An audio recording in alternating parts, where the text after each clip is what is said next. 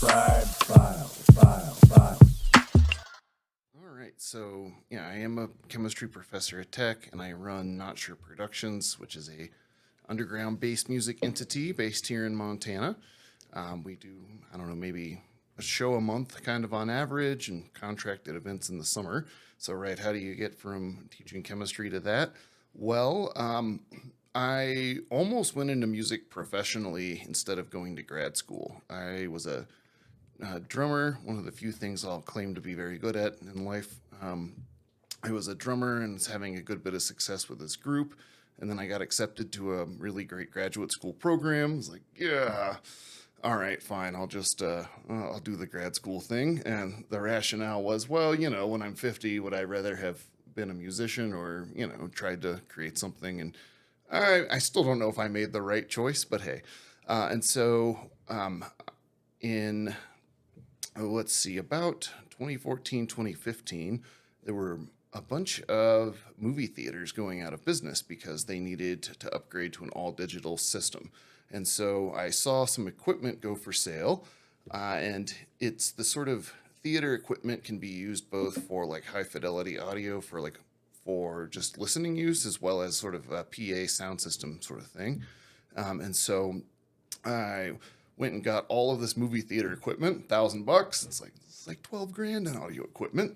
And so I have this sound system at my house that's just a couple of huge subwoofers, some mid boxes, and some tops. And that's what I just listen to music on for a long time. And so when I'm here now, I moved to Butte, and nobody's putting on the sorts of events that I want to see. And so after I've been a professor for a couple of years, in 2018, actually, that was before, no, 2019, my first year as a professor, I decided just to throw an event for my birthday at the Covalite and kind of overproduced it, put too much effort into it, and like 11 people turned up, but the 11 people were like, whoa, okay, yeah, you should keep doing this. And so I just sort of kept working in the background, doing that. The occasional show, all like not really for profit, $5, toss us some money if you can. Yeah. We would, just pretty much just lose money, but there was so little involved, it didn't matter. And did have had now 7 years of Halloween shows in Butte, 6 years of Halloween shows in Butte consecutively, going from, these small time events to now a pretty big 2-stage event at the Covalite. But starting out there, I never really intended for it to evolve into this professionalized business. A few years ago, I met a guy named Reza Moinsadat, who's my business partner with Not Sure Productions, and he was working with another fellow, and they had this group called Unreal Productions, and they were much more serious about doing it professionally. The thing is, they needed a lot of technical help. Reza was able to really get people out to shows, was a good organizer. The other crew were very, enthusiastic, but they just didn't have the technical background. And so I started then, and they also didn't have their own sound system. And so I started bringing my system to their events kind of as a contracted person, and it started working quite well. One of the crew members that was sort of holding things together split ways with them, and then we're like, hey, we should team up. And ever since then, we've been throwing shows with, just increasing levels of production since then. So that's how we got to where we're at here. I never started out with the intention of creating this huge bass music entity. I just wanted to see stuff that wasn't happening here. Yeah. You kind of got into it as naturally as you could have. Exactly. Started out just doing your own thing, what you wanted to see, and now it's like big. Exactly. That's the best way to do it, is just see something you want to, or do something you want to see, and hopefully it succeeds. That's crazy. Exactly. And so now once we had thrown a few shows, bass music is not it's not a lucrative enterprise.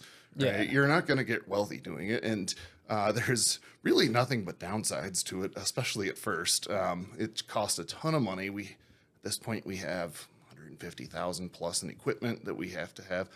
And, you need that to really even get started at the level that we're at. And it was a lot of work to get there. So it, evolving slowly like that, I think was almost helpful because we were able to kind of do things a little bit systematically. So while we're on the topic, I was reminded of a pretty cool story that relates my science work to bass music. So when I was going to get this movie theater sound system, it was from Northern Arizona. I was living in Phoenix at the time. This guy was just demolishing the theater. He's like, equipment, $1,000. I was like, all right, cool. So I got my friend to drive up there with me. It's about 5 hours. We're driving through the middle of the desert, and he's actually a meteorite scientist. He studies the trace organic compounds in meteorites Damn. that fall Ooh. to Earth, because you can learn a lot about, first of all, the origin of that meteorite, but also the sorts of compounds that are organic that are just abiotically synthesized in space, right? So there are amino acids on meteorites. Very cool. Anyway, so he says in this very nerdy fashion, it's about midnight, he's like, that object has an unusual trajectory. I was like, what the hell are you talking about? I don't see anything. And then all of a sudden, a few miles off from us, this huge shower of sparks erupts from the ground. And I was like, oh, that? Yeah, I see that. And so a meteorite had actually hit the ground in the desert and melted a bunch of the sand and thrown it up. I happened to have a bunch of sterile sampling gear with me. And even though it was midnight and there were no doubt a bunch of rattlesnakes there, we spent 5 hours looking for it because a freshly collected, sterilely collected meteorite is worth thousands of dollars a gram. Yeah. So we could not find it, returned a couple days later in the light, still could not find it. And as we're looking for it, pieces of this object, whatever it was, this bigger object that had broken up, were flying over us, moving at, who knows, thousands of miles an hour for sure. But it was just a very cool scene. We have this trailer of equipment that's an open trailer just sort of sitting on the side of the road while we're marching around looking for a meteorite. So kind of a... Yeah, Yeah. that's awesome. That's crazy. So Having a scientist with you helps. in Imagine you those found it. scenarios. Yeah, Yeah, that'd be crazy. Yeah, exactly. It would be in study now because, again, being collected so freshly Yeah. like that would be a cool thing. Cool thing Oh, to have yeah. happened. But Oh, yeah. sad we didn't find it. This is kind of off topic, but one thing that makes Not Sure Productions kind of unique is you guys have like one of 4 of like the high fidelity sound systems in the United States or something like that. Sure. So it's not one of 4 per se. We have a Function 1 Resolution 4 sound system. Yeah. And there are, maybe 1,000 of those made total, and they're made in the UK. And Okay. relatively few of them have made it to the United States, perhaps a couple of hundred. Oh, okay. And there are 4 to 6 per system. And so you're talking 40-ish of these systems, perhaps, in the United States. Damn. Dang. And, there are other companies, as bass music and sound system culture is becoming more prevalent, we are starting to see more, very high quality sound systems from a number of brands in the US. The subwoofers we use are GSG Audio is the manufacturer of them.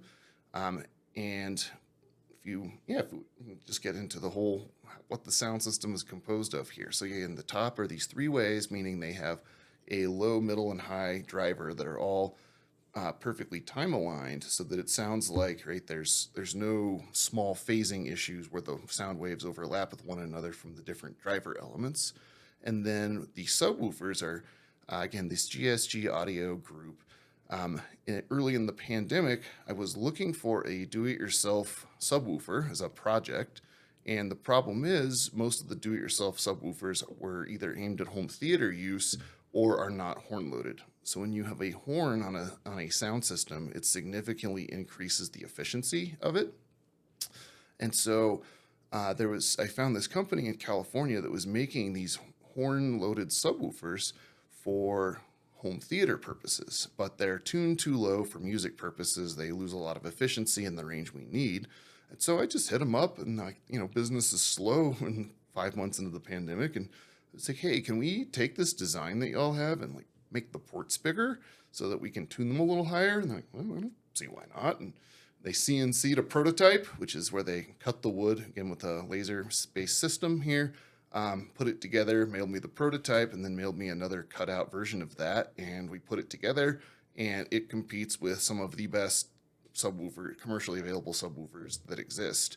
Damn. It's Awesome. what's called a 6-order bandpass box, meaning it's got there are two chambers, one on either side of the subwoofer, and they have slightly different sizes and port lengths. And what this does is you get efficiency in one chamber in the low range and efficiency in the other in the higher range. And so it ends up converting about 10% of the power it's given into sound. By comparison, like speakers like at your house are 1 to maybe 2% efficient.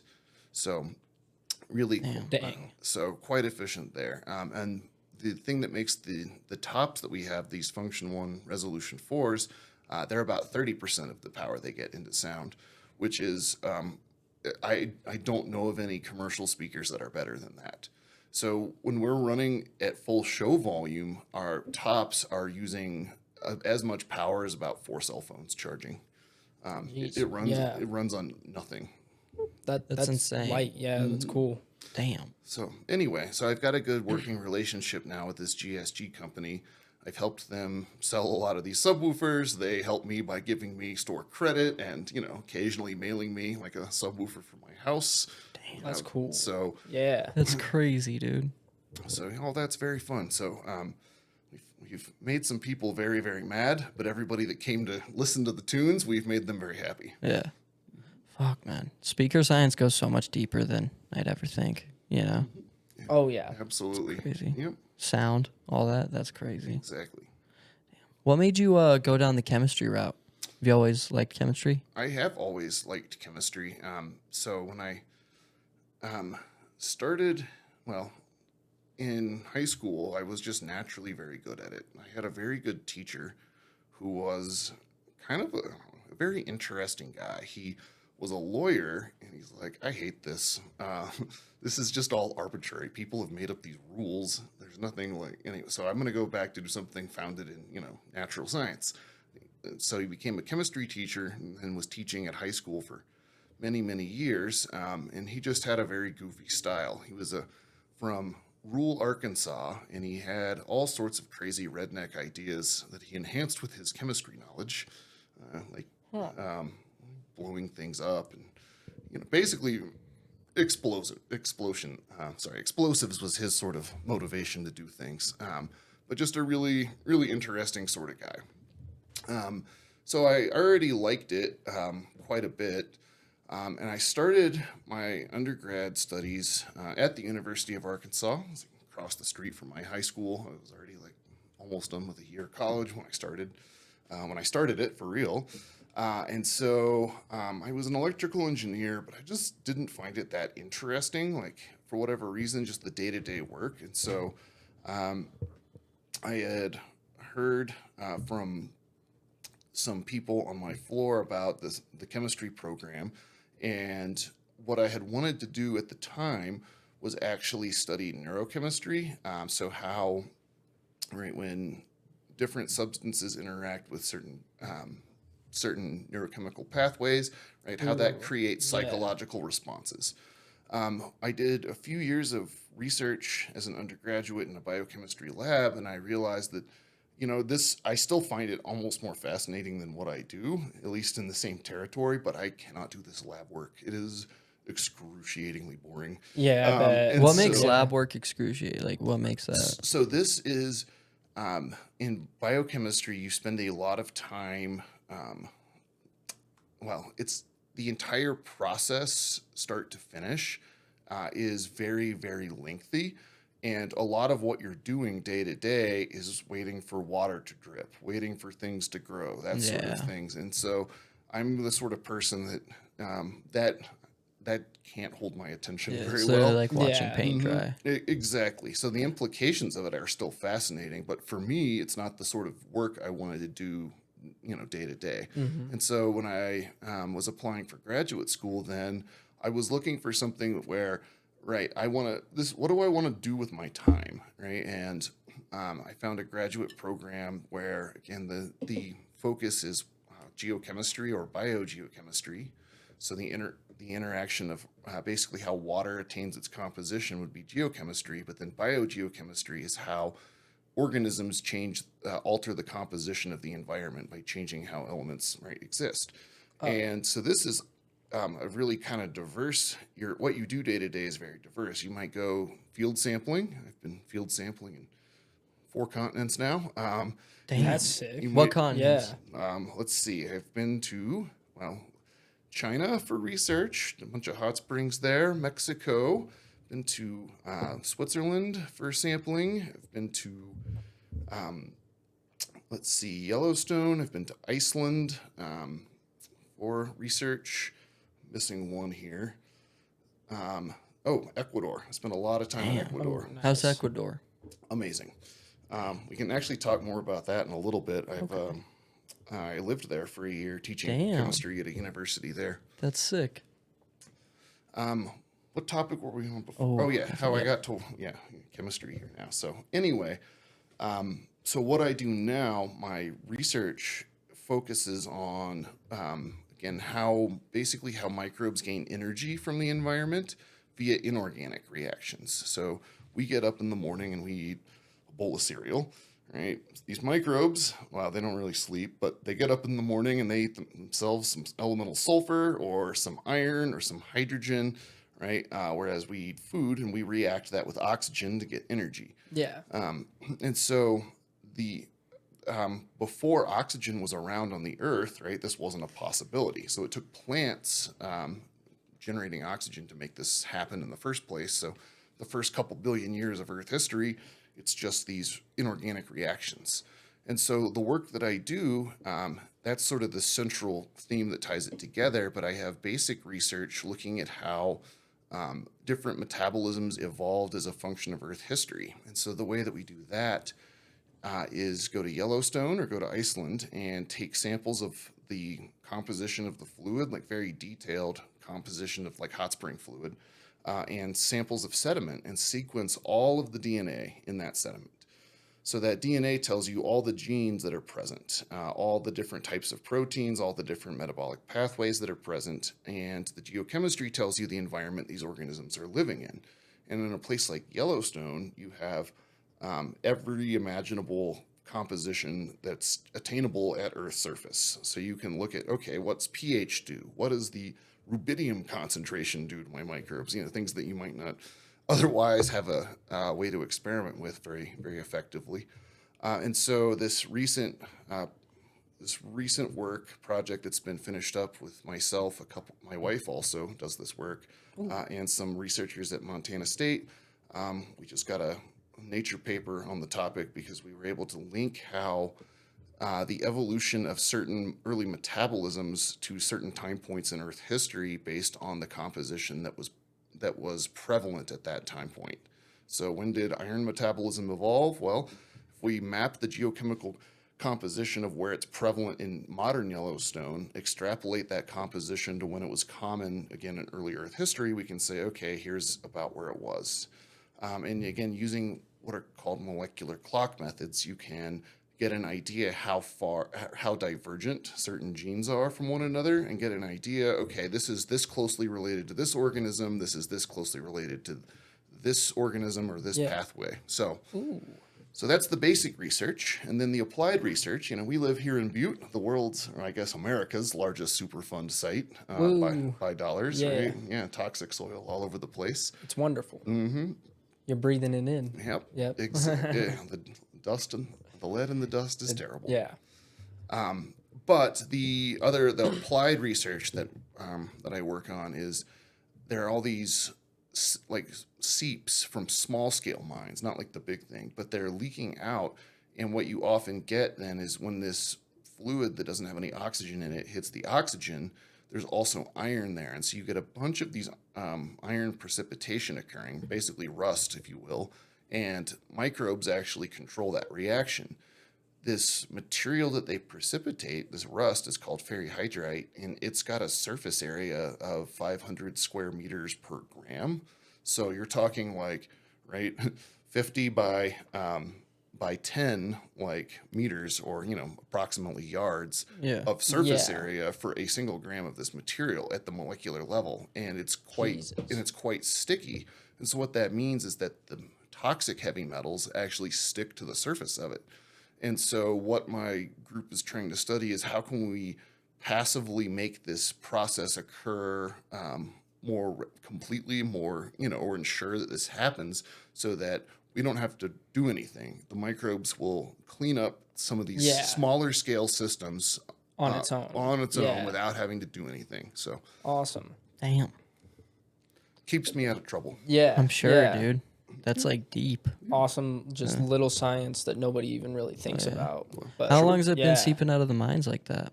Since people Since probably it's been Yeah. mined. Yeah. yeah, since there is some, this does occur naturally at very small scale, but Gotcha. the thing that drives this problematic, right, toxicity is oxygen and water. And so when you're tunneling into a deposit of a bunch of sulfide, you create a bunch of sulfuric acid, which dissolves a bunch of metal, and then you get these huge problems like we have in Butte. So it's not until you Yeah. really mine them that it becomes a serious, serious problem. Do you think the mine's regulated well enough? The modern mine, yes. I mean, there is no way to have it. Environmentally friendly mining is not truly possible, but it is extremely necessary. Nobody is going to give up metals or anything. Yeah. That's preposterous. Hard thing And to give so, up. It's just a human thing. Yeah. right. And so the modern mine operates about as safely as is feasible, right? Yeah. The one thing I wish they would do a little better is the neighborhood just south of them gets a lot of dust from them. Yep. That's probably extremely toxic. And but for the most part, they do as good a job as possible. Yeah. And this isn't to do with them because this is all old mine stuff. I've just seen this on like Facebook the past few days. Maybe it was a week or two ago. Like two tiny little sinkholes popped up uptown, and I was like, "Oh shit!" Wow. That's probably just from the little tiny little mine trails they got down there that are not being used. 10,000 miles of mine Yeah. shaft. How It's likely just is it that not- Butte collapses if an earthquake happens? Oh, pretty much pretty small because most of the mines below, just a few hundred feet down are flooded with groundwater. And Oh, so yeah. that doesn't compress. So Nice. Fair. the bigger problem is you have this huge reservoir of all this unreacted pyrite, and the Berkeley pit is where the water is at its lowest in town. So they keep that deliberately the lowest, so all the groundwater in town flows to it. And so they have to keep pumping it in order to keep the groundwater low. But there's enough residual like pyrite and other problematic metals that it's going to be doing this maybe in hundreds of thousands of years still. Jesus. So this is a problem in perpetuity. Yeah. Could it overflow if like we ignored it for a certain amount of time? Well, it would reach the stable groundwater point, and then once we stop pumping it, then the groundwater, instead of flowing towards the pit, starts slowly seeping out away from okay. Butte.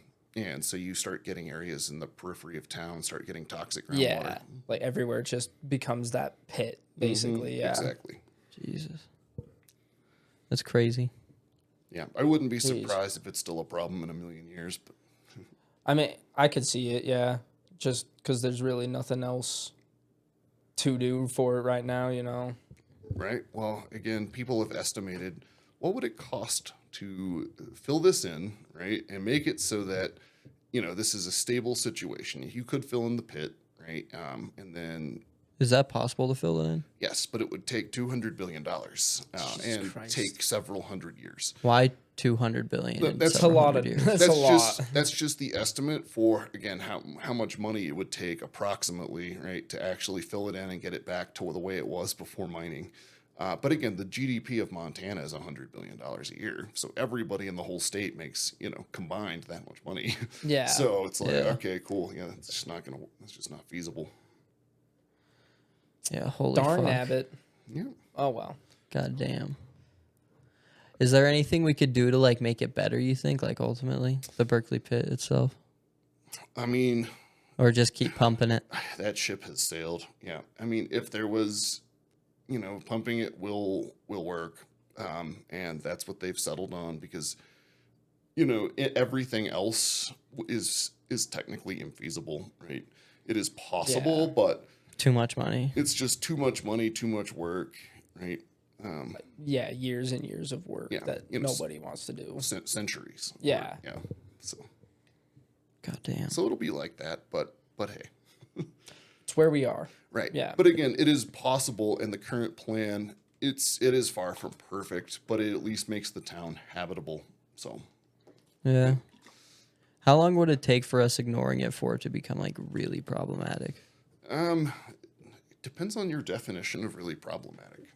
People like if people just decided we're going to abandon this sort of area, and you would see streams for miles and miles, maybe 50 miles around, eventually see metals contamination in them.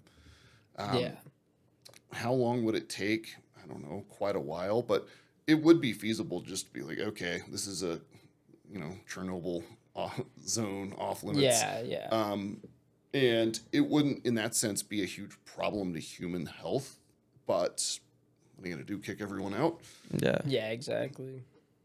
It's kind of wild that 30,000 people live here still. Yeah, it is. And more coming.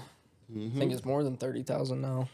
Yeah, like 35. A little over 35. Yeah. In fact, I think Butte's grown for the first time in the last couple of years since the mine closed in 82. Damn. Nice. That's crazy. A few thousand jobs actually added by the, what's it called? The Port of Montana's really helped. Oh, yeah, quite yeah. a bit. Yeah. That big ass place out there. Mm-hmm. Exactly. It's a crazy little place. Is it nice to do research like the Berkeley pit and like all the mining stuff out here? Does it make for some good experiments? Well, it makes for great experiments. And again, I could almost say this keeps me employed in that sense, right? There'll be more problems than I'll be able to solve in my lifetime. But it's convenient in that most of the field sites that I work at are, between a 20-minute and 2-hour drive. Right? So since there's a lot of stuff around. And so, you want to go to where the best examples to study something are. And for what I do, this happens to be the right spot for that. Yeah. And also, since I do a lot of hydrothermal research, right, the biggest collection of hydrothermal features in the world, a couple hours away with Yellowstone. So Yeah. it really is a great spot for that sort of work. That's why, that's why you got tech and stuff up here. It's and even my dad owns a Pioneer Technical Services, their little engineering company, so they go out and do that type of stuff all the time. Yep, they've collected some stuff. Oh, yeah. For a project I've worked on. Awesome. I can't remember exactly what. Anyway. I don't even know what the full extent of that company does, so you got me. This might be kind of a dumb question, but what classifies something as a Superfund site? So a Superfund site is a government program for large-scale environmental problems where they're largely historical. So there's no longer somebody to blame to pay for the problem. Yeah, So they're all dead. Right. Yeah. Well, yeah, exactly. And again, probably the worst business acquisition in human history was when Arco, which is owned by British Petroleum, decided to buy the Anaconda Mining Company because they just took over all of these problems and they got very little out of the mine itself. So yeah, they exist, but all the fun, what are you going to do? Bankrupt BP to fix the problem, right? That's just not feasible. No, and they bought into it. That doesn't mean that absolves them of problems. They're Arco, again, a subsidiary of BP, is paying a significant amount of money towards this problem. Tens over the long run, hundreds of millions of dollars, but it's still not close to what's fully required. And so this is why it's a Superfund site. Taxpayers have to, unfortunately, foot the bill. So a strong case for regulations of things that can hurt us because it's way cheaper in the long run to do it right. Yeah, that makes sense. That's crazy. And the mine here is the biggest in the United States, right? In terms of Superfund sites. So by dollars, the Berkeley pit and related areas is the largest Superfund site in the United States. Gotcha. Awesome. Gotcha. And then there's some mines in Africa that are pretty Extensive, big, I bet. Yeah. Sure. Yeah. I mean, the copper mine here in Butte was the largest copper mine in the world for, I don't know the whole duration of it, but several decades for sure. Damn. Quarter of the bullets shot in World War II were mined here in Butte. Damn. By the That's actually Allies, crazy. not Yeah. Not them. We're not yeah. Nazis. Yeah. So nobody in Butte got drafted for the war because they're like, yeah, you guys keep making us You bullets. keep mining and making bullets. Yeah, exactly. That's actually kind of dope. Butte got out of it a little bit. But I'd rather mine than kinda- go die. Well, It's both either way. Or I mean, pretty much yeah. dying in They're the mine. I don't know the numbers, but It's a lot. Statistically, they're both pretty bad. Yeah, that's what I was saying. It's like, even if you did make it out of work that day, you're going home with so many like lung diseases and stuff that you just don't want. Life Yeah. expectancy was not great. Yeah. How common is it? Like, how much life expectancy is doctored off like miners today, or do you think they got it pretty good over there? Yeah, I I'm feel not like they're pretty safe nowadays. sure. Yeah, I'm not fully up to date on like exact numbers, but my intuition would be it'd be the same in living in like a polluted city or something. Like you're definitely Like getting Pittsburgh. you're definitely getting a little bit of a hit, and you're statistically probably increasing your cancer risk from things like low level arsenic exposure that's greater than the background. But it's not going to be like major like it used to be. Certainly. Yeah, they definitely have like devices and things now to prevent most of that type of stuff and help towards it. And I'm like, again, I can't say I'm fully up to speed on it, but if I was like working there, I would get my blood tested for like lead and arsenic with some regularity, Yeah. that sort of thing. Yeah. But I imagine that they're probably doing that. But They probably have I some don't sort know. of system, but who knows? Yeah. Have you always lived in Montana? No, I moved here in 2015. I grew up in Arkansas, and then I lived in Arizona when I was in graduate school, and Awesome. then I moved here from Arizona. Arizona to here is a big difference. Oh yeah, Yeah. there was a 100-degree Fahrenheit swing between the day I left Arizona and when I arrived in Montana. That Usually is how it crazy. goes. Yeah. Your body Terrible. must have been crazy adjusting to that. Did not know that minus 30 was a real temperature until I moved here. Yeah. And people that don't live here don't believe us. Like when we tell them, "Oh yeah, it was negative 30 up there." They're like, "You don't live in Antarctica, dude. What are you talking about?" Right? Could you imagine like living in Alaska? I mean, Oh my god, at, dude. at this point, like it's not that much. It's not Not that much different. worse. Yeah, It's just darker there. yeah, I Or mean, lighter. like Fairbanks seems quite a bit worse, but like near the coast, it's about the same. Like Anchorage does not have that different of a climate than here. Damn, I didn't know that. Buff, the sea helps a little bit there. Yeah. Yeah, that's true. They have like those warm currents, don't they? Well, yeah, it just keeps it from having these extreme temperature swings like we see here. But yeah, so it took me three years to get used to the weather. Why Yeah. 3? That's just Was there like a point where you were like, yeah, I accept this now? yeah, just psychologically getting used to it, right? And That's fair. My like preferred indoor temperature has gone down quite a bit, that sort of thing. And, Yeah. my kid was born in 2019, and I just see how where you're born, what you're used to makes a huge difference. Like if I'm like comfortable, he's roasting. He's a Montana kid. When it's 50 out, he's like, I just want to wear boxers and run around outside. Yeah. And it's like, I'm still cold. Yeah. But I noticed that a lot just with out of towners, like when it's like 45 here and everyone's wearing shorts. They're like, why is everyone like wearing like it's summer? It's like, because it is. because it is summer. This is yeah. summertime this right is now. as nice as it gets. Yeah, Yeah. exactly. It snows on the 4th of July sometimes. Yep. It's funny how you get used to, your local, area if you're there long enough. And growing up in Arkansas, right, it's just so humid all the time. And I like never noticed it. And I Yeah. moved to Arizona for 6 months, and I came back and I got off the airplane. I was like, what the hell is this? Like, have I always just lived in this like disgusting like liquid soup? Like apparently I have, and I Yeah. just didn't notice it.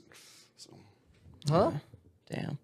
Change of climate can be crazy. Oh, yeah. indeed, Yeah. Have you always lived in Butte when you were in Montana? I have. Yep. Yeah. What brought you to Butte specifically when you moved up here? So Was again, it tech? Yeah, my wife and I both do research in the same sort of field, and so she was looking for a job before I was.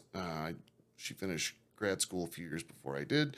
She was looking for someplace again close to Yellowstone, close to this sort of work. So managed to get a Kind of worked out perfectly then. Yeah, it Did you meet Yeah. her through like research and stuff like that? I did. That's Awesome. crazy. I actually met her in Yellowstone, of all places. Damn. doing That's work. a crazy, that's a kind of a romantic place to meet Yeah. somebody. She's an interesting character. The very first time I saw her, she was walking on her hands around the campground in Yellowstone, just like walking around the loop. I was like, what is happening? And she's like, oh, you're Brian. You brought some supplies for me for this sampling trip. I was like, oh, okay. Well, nice to meet you. Great to meet you. Yeah. So, so small world like Yeah. Does she do the music stuff at all? that. No, she plays the trumpet pretty well, plays a couple other instruments. has a banjo. She's threatened to learn how to play for years, but has not. Yeah. But no, And destroy that banjo. Yep. Are you still playing the drums a lot, or I do. Yeah, I play every day for 10 or 15 minutes. Awesome. Dude. how good are you 1 to 10? Don't be modest. Who? He said he's What's pretty good. So a dude, 10 would be like You're like like the world best class. drummer you think. Oh, of all like time. 7. Like, you know, Damn. if someone like is like, hey, can you drum for us tomorrow at an arena show? It's like, sure. Unless you're like playing something very highly technical, like, you know, I probably couldn't jump in with like Tool tomorrow, but like short of that, yeah, like no Yeah. problem. Damn. Like Foo Fighters, sick. sure. Yeah, That's crazy. no, That's no sick. problem. That's wild. How long you been playing since you were like a little kid? Yeah, 14, 15, something like that. Yeah. You always love doing it. Oh yeah. You said you were in a group. Was that like pretty much a band? Yep. Yeah. Yep. How long were you doing that for? Been in a few. So I've been in 2 sort of bigger bands, 3 or 4 years apiece. Down in Arkansas. Mm-hmm. Yep. What were the names? Do you feel comfortable sharing? Sure. Yeah. One of them was Lacrima. It was this metal band, and somehow I just managed to find a couple of people who are similarly minded. Like, let's not do this like rinky dink. Let's like make this like we're a professional touring band. And so we never played any cover songs, and you know we get up there at Battle of the Bands and just for the high school, and there's all these just sort of indie rock people strumming guitars, and we're just have this just highly technical performance, these dialed in 6-7 minute songs. People are like, what the hell is happening? Like, okay, it's not close. Here's your Battle of the Band certificate. No, go away. We don't want to hear that again. And then later I was in with the same guitar player, more of like a psychedelic rock band, kind of on the progressive end of things, but definitely not metal, but a lot of variety. Would occasionally drop into like a metal riff, but more, I don't know, just, yeah, psychedelic rock. Yeah. What transitioned you over to bass music? Oh, that's a great story. I actually did not like bass music until 2012 because most of what people had shown me was like house music, where it's and if you're a drummer, it's like this 4 on the floor. It's like, this is so boring. So people had not shown me music that I liked, and even dubstep. I was like, yeah, I like the energy here. I mean, obviously I like metal, so I like intense stuff, but it just seems a little simplistic. So I had moved to Arizona, and I went to a small festival there near Flagstaff, about 500 people, and I went to go see this jam band that was playing, that was from the town I lived in. They were a solid group of musicians, but then Dave Tipper was the headliner. I had never heard of him, and so about 5 minutes into his set, I'm just like, wow, I had no idea that there was music like this. And so I turned to my buddy and I go, why wasn't I informed they'd made so much progress in this field? Are y'all familiar with Tipper? Not really, no. Oh man. So he does music like I do research. He'll develop new techniques that have not previously been used and deploy that. That's cool. And so like he really developed a lot of the hominid bass music sounds. Like he developed a lot of those methods for that. But he's been doing it since about the year 2000, and he works at it fiendishly, right? Like he seems like he is compelled to do it because he has music that ranges from like ambient to the calmest down tempo to just things to just music that's so intense that it's just like almost building like structures in your brain. In fact, that's how I would even describe it. Tipper is so intense that it can just make like draw castles in your and so so on a technical basis, he for many years was about 10 years ahead, but he's inspired so many people now that people are beginning to catch up. In fact, I remember at the Pirate Party here in Montana, there's a musician named Sixus, and he dropped this track, and I was like, that is the first time I've ever heard anyone use the hominid like synthesis in a way that is as good as Tipper. 9 years after he debuted that sound, so well technically ahead. But it's also when I first heard it, it's like, okay, how do you think this up? And once you've thought it up, how do you actually make it happen, right? And it just both of those things seem almost impossible. So that's how I got into bass music. And so I started looking around for things that were similar, and at the time there's basically nothing. But since he's again gained prominence, he's almost built this whole movement, kind of centered on glitch hop. I would say is the closest genre, but within such again a large span of genres that now there are so many good musicians, and when you ask a good fraction of people in the bass music world,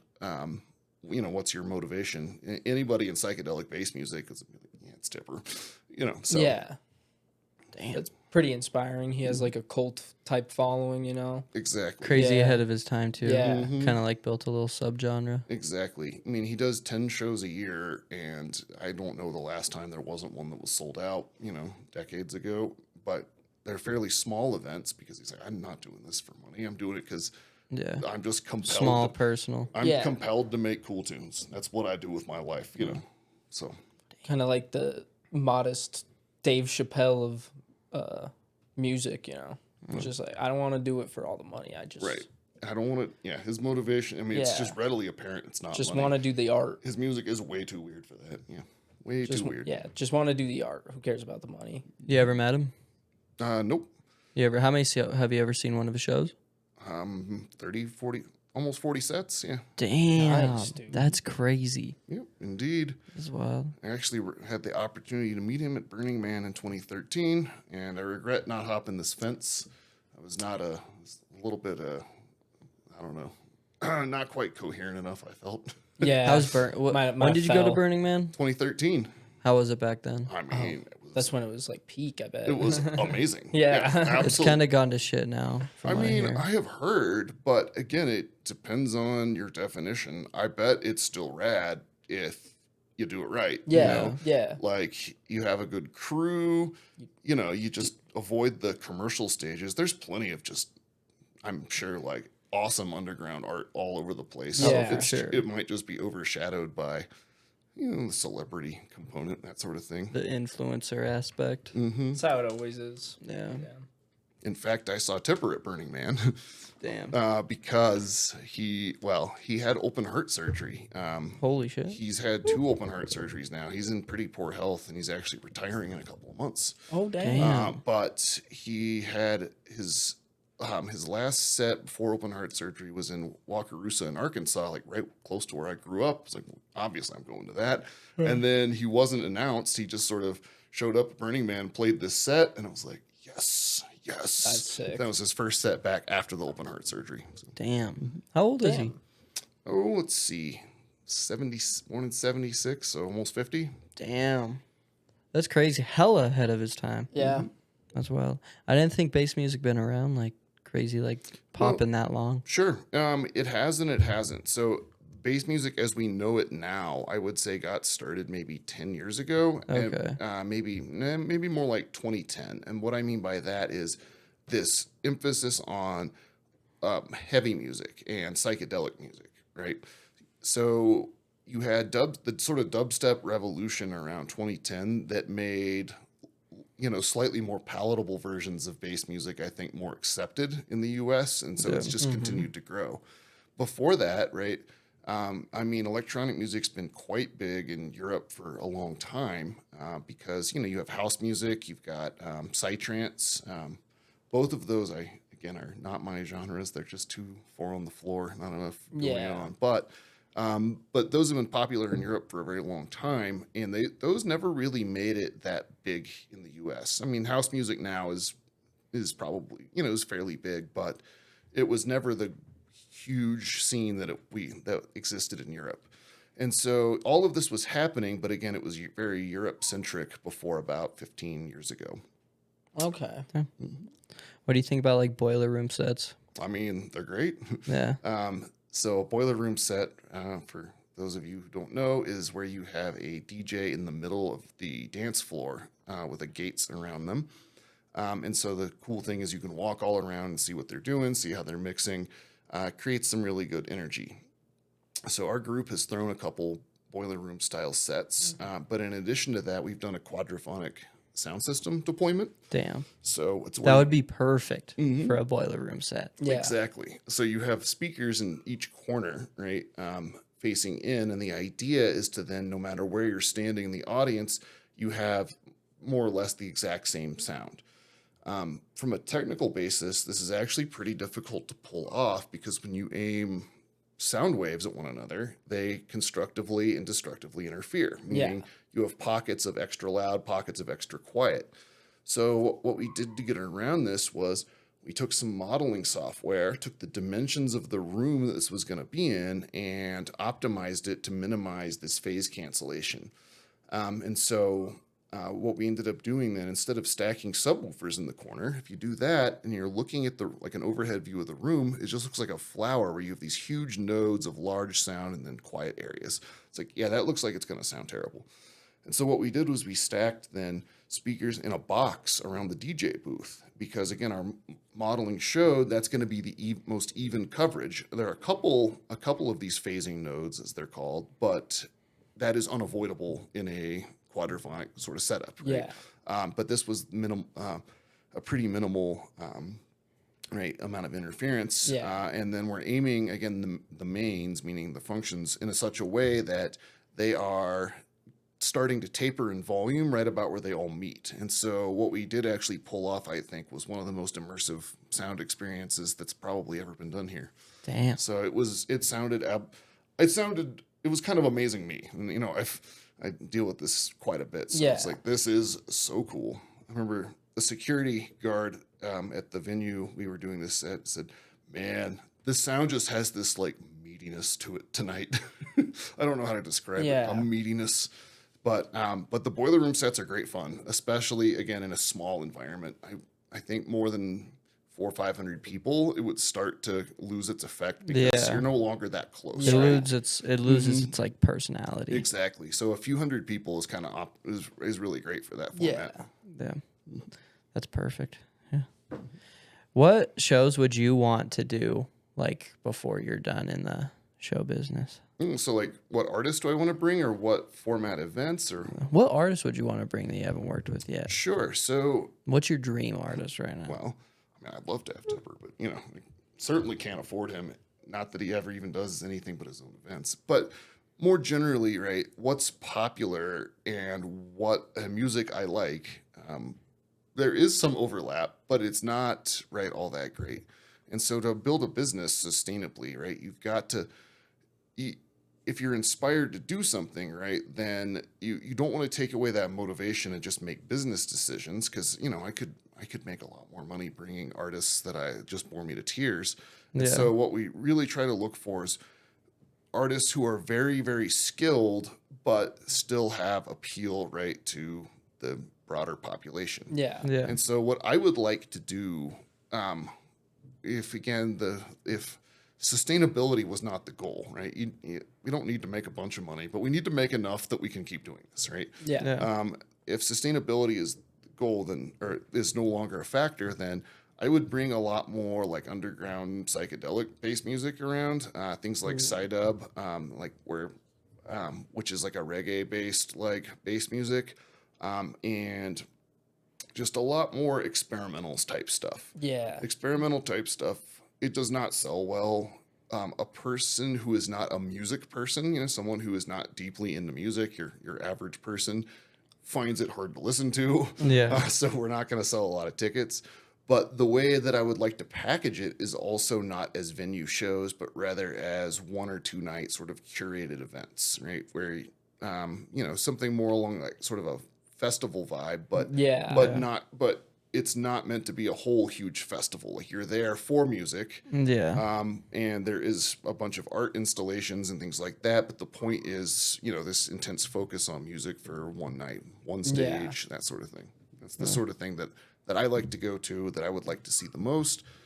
And, you know, there is a market for it. Definitely. But it's not huge, and it'd be hard to make a lot of money doing that. But from periodically, that'll happen. Mm-hmm. Who would you bring in to pop off the hardest? Oh, so again, it depends on.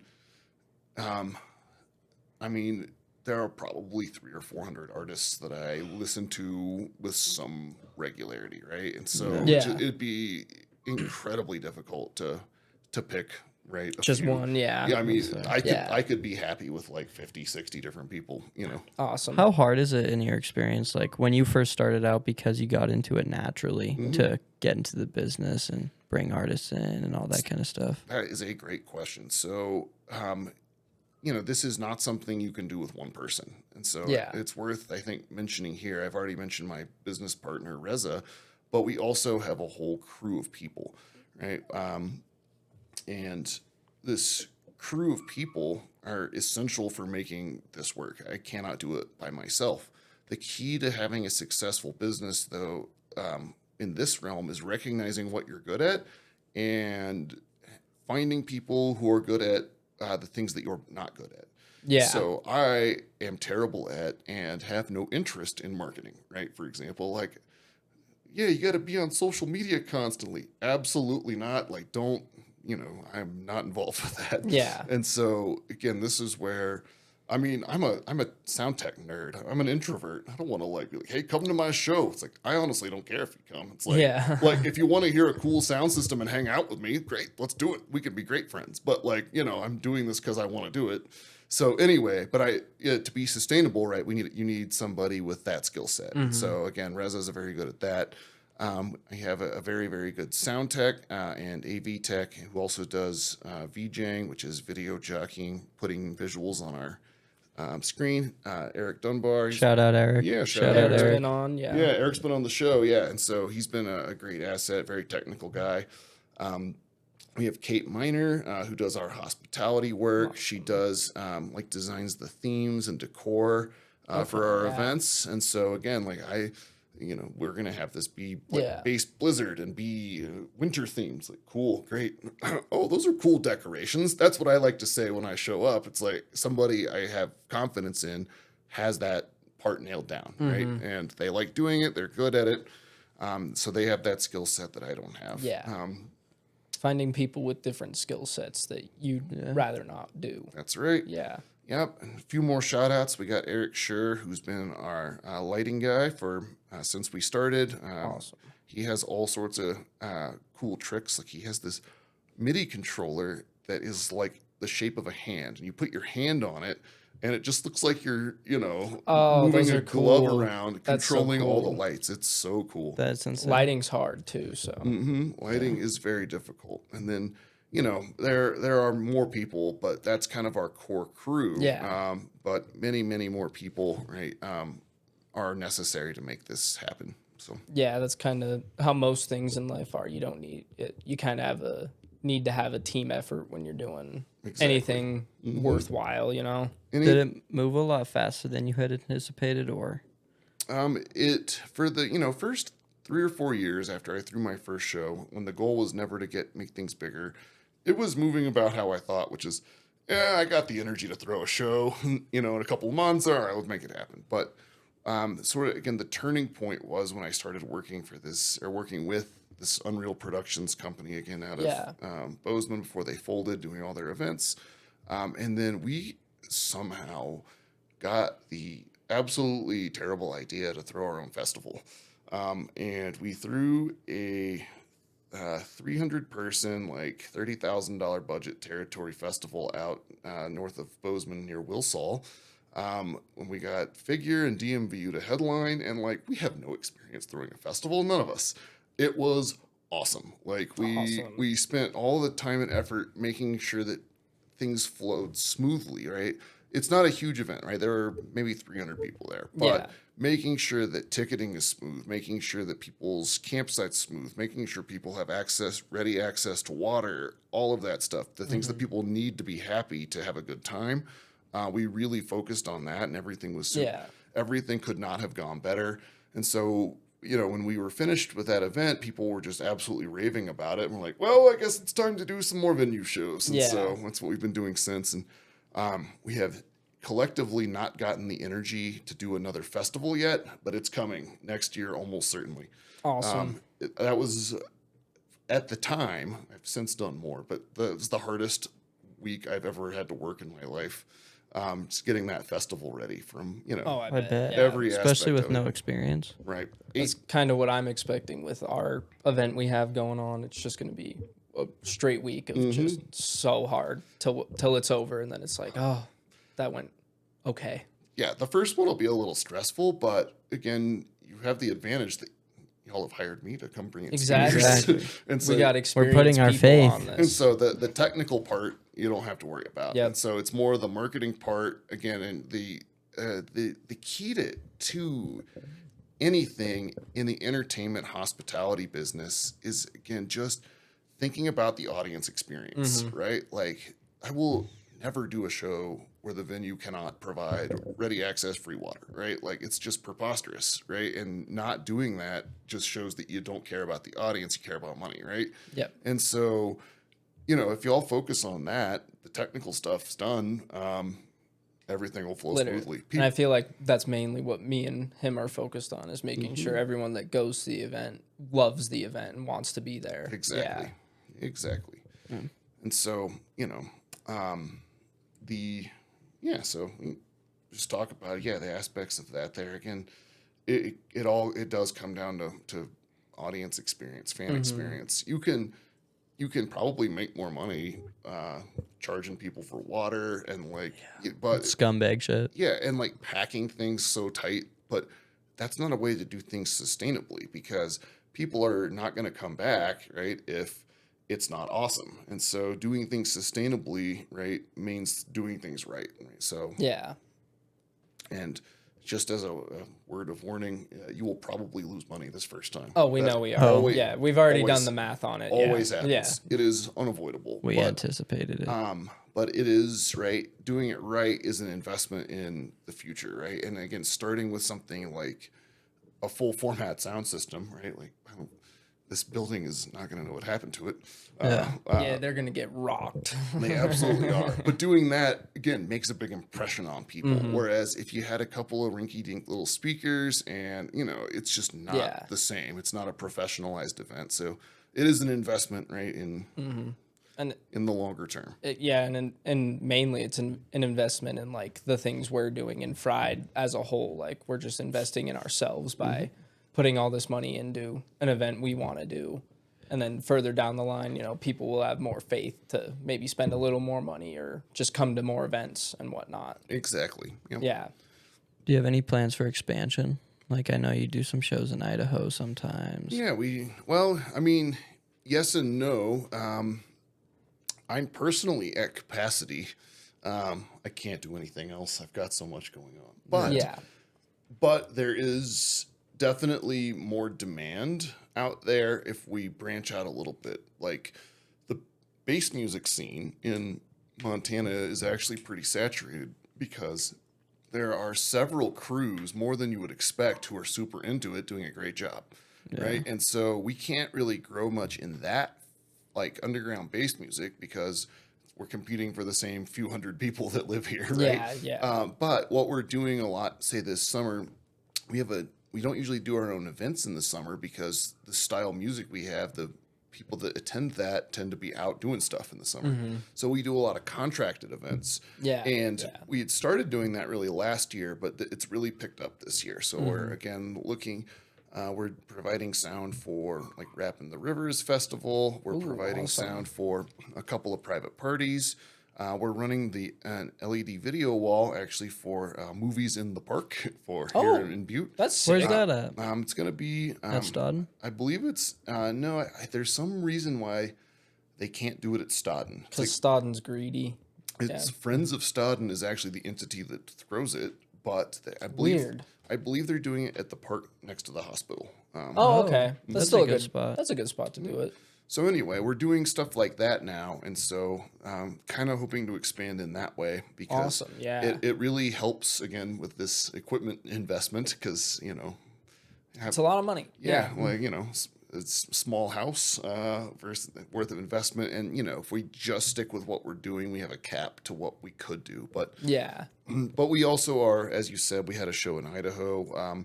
We had one in Missoula last year, and so we are looking to expand occasionally, but again, there are also difficulties with that. Yeah.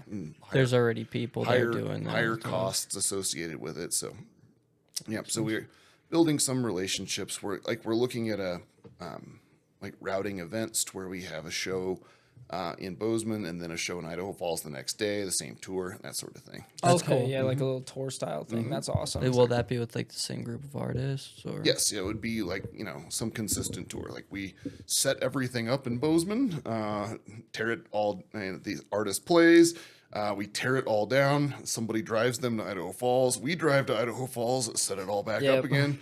That was the worst part about that event we went to with you guys, was setting everything up, doing the event, and being so tired after the event, being like, now we get to take it all down and move it outside and Yep. load it all back up. It was so Exactly. fun. Phenomenal. Yep. Yeah. Yeah, the recent time with Idaho Falls, like I would say we just recently, last couple of years, right? Like we've made it successfully, right? It was years of work and uncertainty to get to where, okay, this is actually going to work. But we still are learning a lot of stuff too, right? Like Yeah. we're like, okay, we probably only need a couple of crew members for this show, where again, we have Idaho Falls one night, then actually Butte at the Covalite the next. Ooh. And so we, and this is on a Thursday where I don't have class. So the Thursday night show is in Idaho Falls. So I drive down there on Wednesday night, late Wednesday night, get up early in the morning, start setting up the stage. It's done like 2 hours before the event's supposed to start at, 8 or 9 p.m. The show goes till 1:30. We tear it all down. We have it loaded by about 3:30, 3:45 in the morning. We drive back to Butte. We're pulling into town about 7:30 in the morning. I go and I teach class from 9 a.m. to noon. And then I immediately drive or go over to the Covalite, start unloading again. And then that show ends at, right, I think that one was 12:45, the second night. And so then I'm like, hey, like talking to the Covalite owner, can we just grab this tomorrow? Cool, thanks. I physically cannot do this. Everyone is dead currently. Yeah. And so again, things like that, transitioning from what was just a small underground like hobby event to like a professional entity, it's like, okay, we need a little bit different staffing strategy here because this is almost impossible. Yeah. Damn. That's crazy. But awesome. That's just how the grind is, Yeah. Staying up- Exponential growth. Staying up for 2 or 3 days straight just to get a few bucks. Yep. Fortunately, I'm a night owl. But What's your favorite Yeah. show you've ever done? favorite show I've ever put on? Ooh, I would probably say, Even counting like the band stuff. yeah. Well, in the recent era, I think it was definitely when we had Omnist out to the Bozeman Hot Springs. So we do one show every year. In fact, the next one will be our fifth. The one this November will be our fifth time we've done this.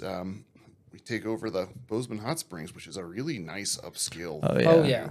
I've been. It's especially. I've didn't go till recently. It looks like they recently renovated it though. They spent like tens of millions of dollars. It's Yeah, so nice. Yeah. nice. Yeah. And so somehow the manager there is really he's into bass music. And so he somehow got our contact info a while ago, and we've been doing it ever since. That's And crazy so that he came to you. Yep. We bring lasers out, we bring the LED wall out, we bring the functions out, and it is awesome. And so for the programming for that, it must be family friendly. So it's not, some of our other shows, Yeah. a little less greasy.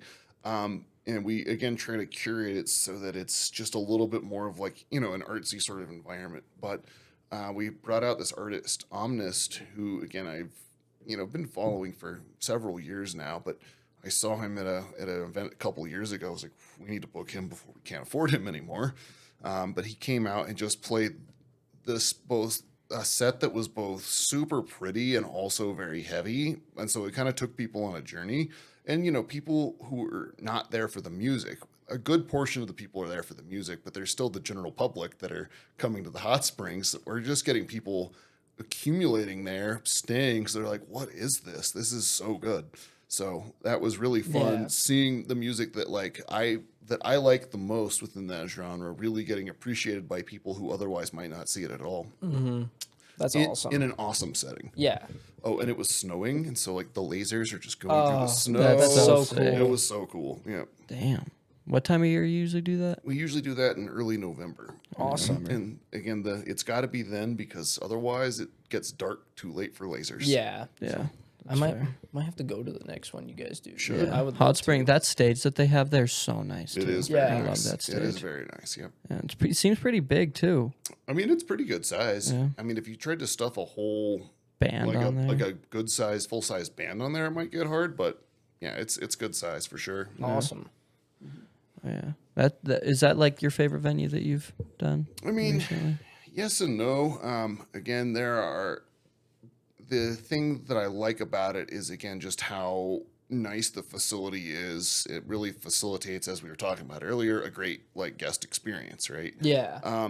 The thing I don't like about it is that it's very limited in what you can do there, right? We can't put on the sorts of shows that we might want with a program going till 4 or 5 in the morning or something, right? Certainly couldn't. Yeah. And so, yes and no, right? That venue is spectacular, but it inherently has restrictions on what we are able to do. So, Because obviously there's different people that go there. Yeah. Sure. That makes sense. What do I you feel like- like it's like that with most venues. Like there's ups and downs to most venues.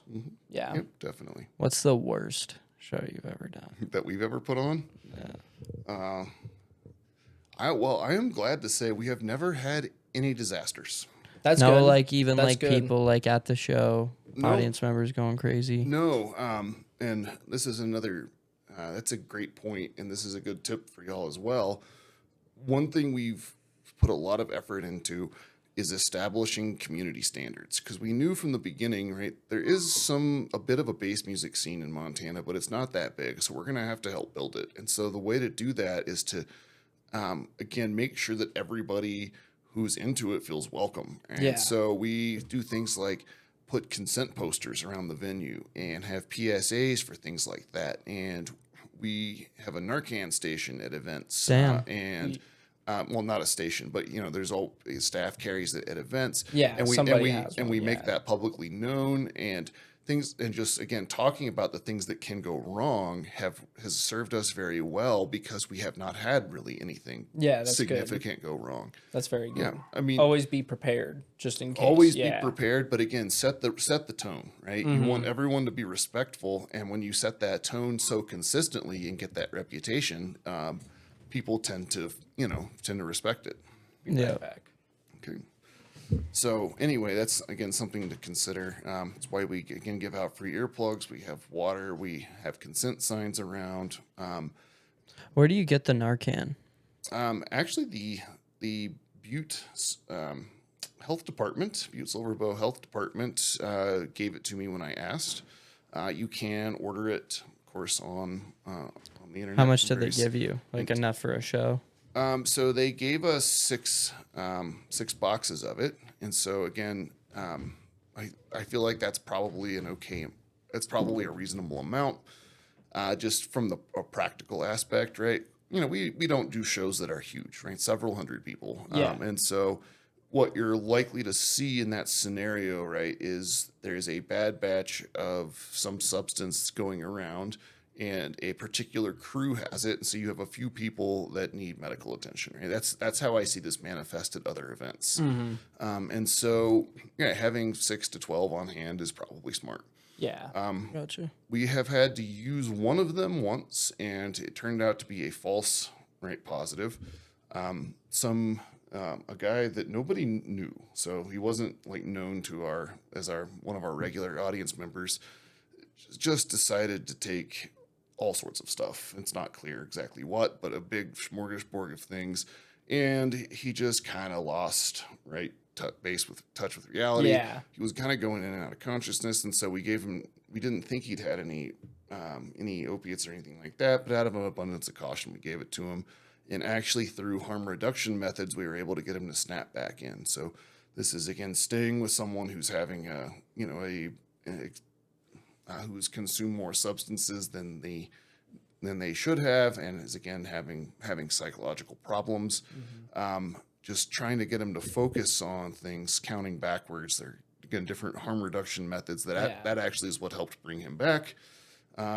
So we then confiscated all of his substances, and basically told security, we're trying to make sure you're safe. We told his crew, right, as long you guys can stay, as long as you're, again, watching this, if this happens again, right, we're obviously going to have to kick you guys out. But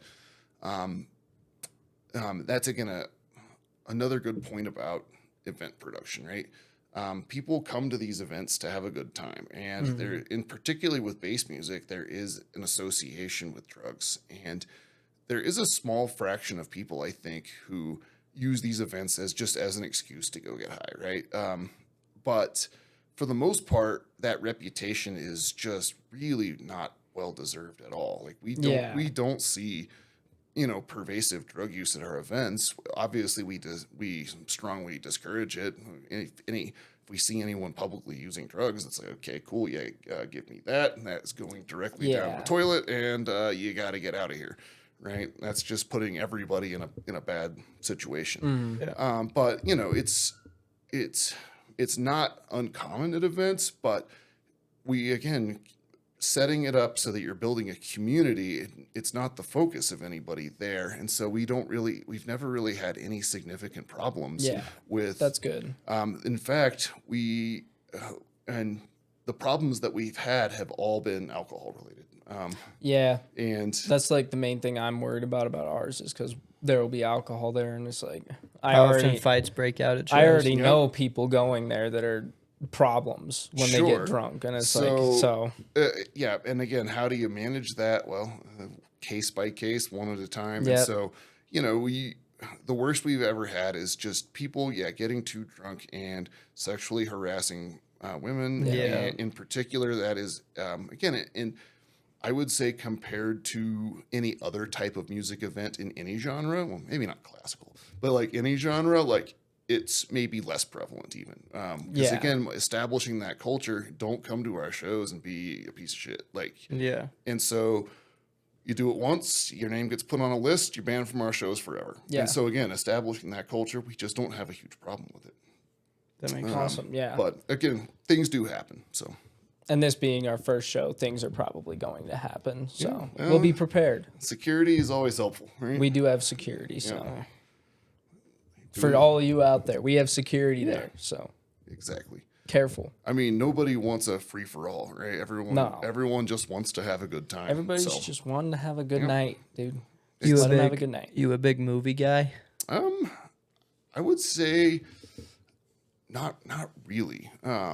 It's not, compared to like what music does for my brain, movies don't quite do the same thing. But I mean, I still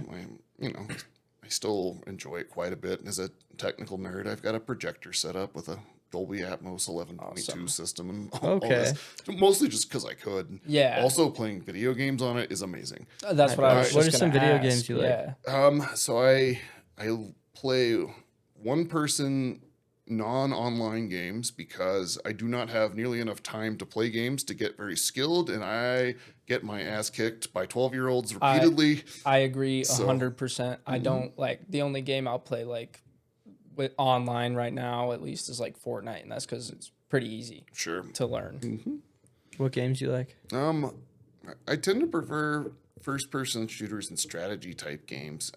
But I haven't actually played many games in a year until last week because the semester ended. I was like, finally, okay, I actually have time to play some games here. What'd you play? I played Deathloop. Okay, I've heard of it. I've never played it. Again, an interesting concept. Your every day, right, cycles through over and over again, and you have to build. Your goal is to destroy this loop so that you can move on with your life, essentially, right? Yeah. And so different times of day you have to, again, arrive at different places at different times of day to collect objects, and then when you die, you recycle back again to the start of the next day, or to the start of the same day, and you, again, can accumulate memories and objects over time during this, like, time loop. Cool. And so anyway, it's a pretty cool game. How old is it? 3 or 4 years. Damn, pretty recent. Yeah, I wouldn't say it's like top tier best I've ever played, but it's well done. Do you ever play like story based one person games like Ghost of Tsushima or Red Dead? Ghost of Tsushima. Yeah, it's one of my. I was just replaying it. It's one of my favorite games. Yep, that game's great. I love the Ghost of Tsushima. I think Last of Us. I think my favorite game ever is The Witcher 3, though. Okay, That's fair. I've never played it. I've but always wanted to play it. One of the- Never have given it a chance. one of though. the people I Yep. watch on YouTube just platinumed it, and he's like, "This is probably my favorite game I've ever played." And I'm like, "I have to play it now." And they're So, making a yep. Witcher 4 now, so I mean, you gotta play Yeah, it. it'll take him 6-7 years. Yeah. Now, but the Whatever. cool thing about The Witcher, it was the largest scale game that I know of, right? Especially, it came out a decade ago now, Mm-hmm. but you know, the script was 400,000 words, and so Damn. And they have like 5 books relating to that story as well. I've like, read the Witcher yeah. books; they're quite good, actually. That's what I've heard as well. What do like, you think about the whole show story on is Netflix? amazing. The show is okay; it's not bad. The you know. first season's really good. Mhm. Second season's all right. Yep. I was making a mistake actually of reading those books while the seasons were coming out and they were at like different timelines. And I'd already Yeah. played the game and I just got so confused Yeah. sometimes. I tried listening to the audiobooks while I was watching it just to Mhm. like get some more backstory. Didn't Mhm. work. Sure. I mean, those are 600-700 page books. They got to be like 20-hour narrations. Yeah. I've heard the Yeah. best way to do it is read all the books, play the game, watch the show. Yeah, it makes sense. But anyway, again, you can do something and in one part of the the map, and then like 2 weeks later, game time, that word has reached a village where you would expect it to reach, and people are talking about it. And so again, the Oh. script is just comprehensive Damn. in For a way. way back then, that's Yeah, amazing. exactly. And again, that's becoming more common, but that's only reserved for some of the best games. Like Red Dead and stuff Mhm, like that. Exactly. Yeah. And so coming out of a Polish studio, That's amazing. unexpectedly, right? So it was very impressive in that sense, but it's a great story, great gameplay, and like it's one of the longest single player games ever. 100 hours with expansions. That's awesome. Damn. Super long, yeah. That's like the best type of video game. Mm-hmm. Long, good gameplay, good story. It keeps you just interacted that whole 100 hours or so. It's like, yeah, those are the best types of games. Exactly. Did you ever run COD ever? Sorry? Call Did you of ever Duty. run Call of Duty ever? Oh, I was never. League of Legends? My reflexes are not fast enough. That's fair. That's fair. Yeah. I used to be good, and then they ruined the game. What other science would you have gotten into if you couldn't have gotten into chemistry? Oh man, I mean, there's lots of stuff that I'm interested in, but so the thing about chemistry is that it is part of almost everything else. Like True. it is the most central sort of science. Like Building block. any science you can think of, you somehow is related to chemistry in some way. Right? Yeah. Astronomy. Well, it's just using telescopes. Yeah, but the stars put out spectra, like the light wave, the frequencies that they do. It depends on the composition, say, of the star, and so by looking at the wavelengths of light, you can figure out what it's made out of. That sort of thing, right? And so chemistry is inherently involved, and so there's knowing what I know now, right? There's a lot of stuff I think I could do. I think I would go more into the engineering realm of things, right? Yeah. Like building things. As you can see, I put together build speakers, Yeah, build sound yeah. systems. But yeah, I mean, there's a huge variety of stuff that I could see myself doing. It's Yeah. hard to pin down. That's awesome. Yeah. Do you ever see yourself learning any of those other types of things as you go on? 24 hours in a day. Most of mine are full. That's fair. And ultimately it's motivation, and I feel like the amount of work and attention I spend on that is about my capacity for it. Yeah. Because again, there are lots of things to do in life, and Mm-hmm. and so once I've done with my, say, chemistry work for the day, I want to go either play some music or do some artwork. Like I've been doing making a lot of like epoxy, like furniture. and Oh, damn. stuff Cool. like that recently. And so again, different stuff. I've been doing a lot of like landscaping, building, like just cool. Just shaping the environment around my yard, Yeah, my yeah. house. Just I love It's kind of landscaping. enjoyable. Yeah. How'd you get it in the furniture? So I'm gonna do my basement floor in epoxy. I just moved to a new place and doing a little bit of renovation in the basement. When that's finished, I'm just like, this is way cooler. I'm just gonna do this on the floor. So I ordered a bunch, and I have some extra. So I just started. I was like, hey, this table looks terrible. Let's make it look not terrible. And so just kind of got good at it. Yeah. It's kind of fun. Damn. That's Awesome. sick. Yep. Yeah, someday it'd be cool to have your little TV over here so you can display images know, to right? the, I the know. audience. We talked about it last week. Yeah, it's a work in progress. This setup. I think it's partially because it's a crappy, cheap TV, and the other part is our capture card is also cheap. Yeah. I mean, these things happen, right? Got to start somewhere. I would say it was within the last couple of years that I actually started selling off the equipment that I bought in high school because I actually finally no longer needed it. Yeah, same man. Yeah.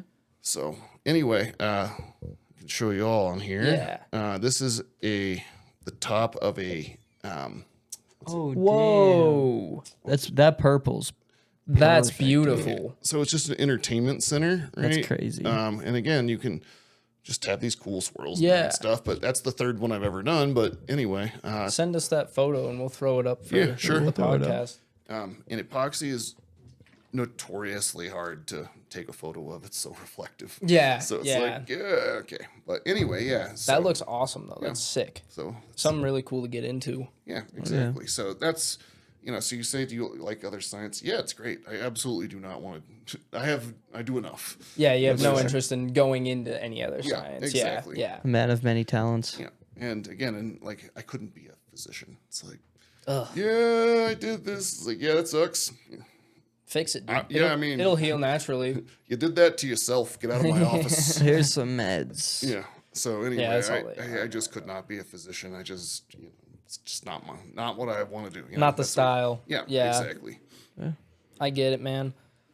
Well, Yeah. I think that was a good. You're a good man long of many podcast. capabilities. My dog is outside, very mad right now. Is there any promo you want to do before we? You got a announce show coming up other than the one we always promote? Well, we have quite a few contracted events. Yeah. Our website will get updated in about a week because our summer events get started, and we don't produce we aren't the promoters for these events, but we will have them listed on our website, notsureproductions.com. Our fall season will start in either August or September, and we have again 4 or 5 events. What we always do in the fall, we'll have one show in Missoula, 2 venue shows in Bozeman, the Hot Springs show at the Bozeman Hot Springs, and then we'll have the Rave for the Grave event here in Butte at the Covalite again. So a Halloween themed event. Very awesome. Oh yeah, perfect little And- lineup. Link to your website will be in the description of this. Awesome. So All that. they'll be able to go there, check those out. Anything else you'd like to say? So how was it already 4:40? I know. Yeah, that's what Flies I'm by. saying. All right. Getting a good conversation. I'll tell you I do have one last thing to add from the science world. So one of Yes. the coolest thing that from my field recently is that we've I say we, I mean humanity has recently launched the James Webb Telescope. Yes. And it sees in infrared. And so gas molecules absorb and emit light in the infrared territory. And so there was this recent discovery of this planet, K218b is what it's called. It's a Pretty cool name. probably needs a better name, but hey, in the atmosphere of this planet, which is an ocean world Okay. Ooh. that contains a mostly hydrogen atmosphere, but in the atmosphere, this gas called dimethyl sulfide was detected. On Earth, there's no known way that is made that is not biological. And in fact, it is made in fairly large quantities by marine bacteria. It actually is the characteristic sort of smell of the ocean. It's kind of a subtle thing, but it's okay. like that is dimethyl sulfide that you're smelling. Oh. And so that and dimethyl disulfide were both detected. And so this was a couple years ago now, but people have spent a lot of time and effort now confirming that. So new measurements were made at higher resolution, and people have simultaneously been working on ways to figure out, can we make this molecule without biology? And so the detection of the actual gas was confirmed. Damn. Basically, sick. with enough certainty that it's basically you can dismiss it not being real, right? It's a real detection. And there has been, again, no mechanism demonstrated now to make it abiotically, since people have been really trying. And so it is not I can't say nearly certain, right, in science terms from a statistics point of view, but it is more probable than not that this is a detection of life, of life somewhere else outside of our planet. That's crazy. First detection of life ever. So, and here's where this kind of gets even more wild. It's only 120 light years from here, right? Oh. Which It's still a lot. I mean, that's I mean, not it far, sounds but like- relatively alright, close to right. most of the things So we've discovered. You got to put this in context, right? Yeah. The center of our galaxy is 22,000 light years away, Yeah. right, versus 120. And so there are two ways that you can estimate then if taking just that density of life between, our planet and that one and extrapolating that density to the whole galaxy, or again, another method based on an equation, they both land on about 100 million examples of life where life has evolved in our galaxy alone.